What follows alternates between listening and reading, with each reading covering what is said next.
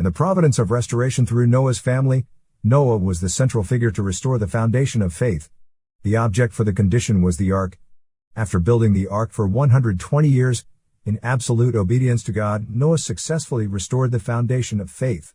Upon this foundation, Noah's sons, Shem and Ham, stood in the position of Cain and Abel respectively. If they had succeeded, they would have laid the foundation of substance.